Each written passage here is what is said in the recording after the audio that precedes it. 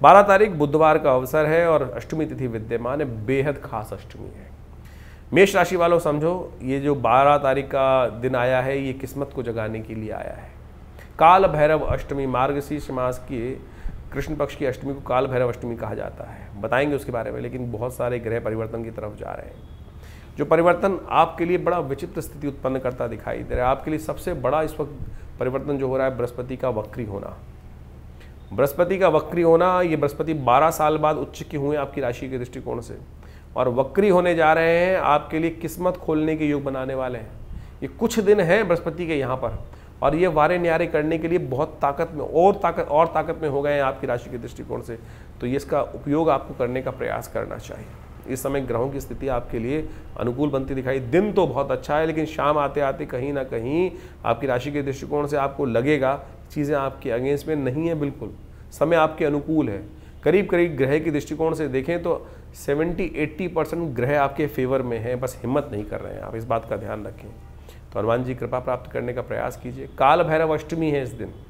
भगवान शिव समस्त कष्टों को दूर करने का योग बना सकते हैं। और काल भैरव अष्टमी के दिन क्या खास, किस प्रकार से महात्म्य शास्त्र में लिखा है, शिव रहस्य शास्त्र में इसकी अद्भुत वर्णन मिलती है।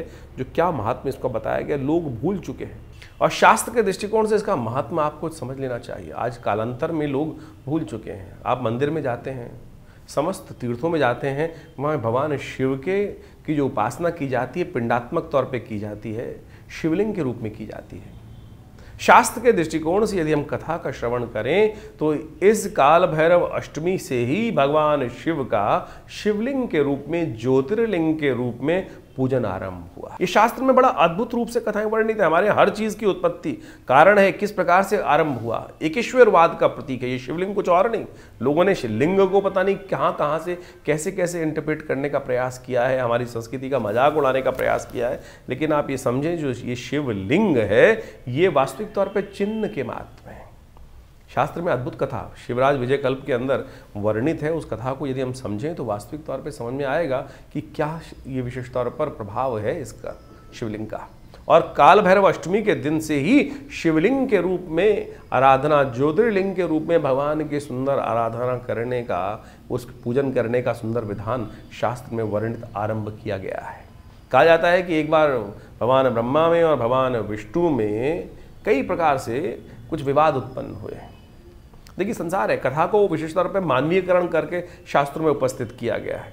ये मानवीयकरण कथाओं को करने का केवल एक ही सार है कि हमारे मन में वो मानवीकरण करके ही भाव को स्पष्ट किया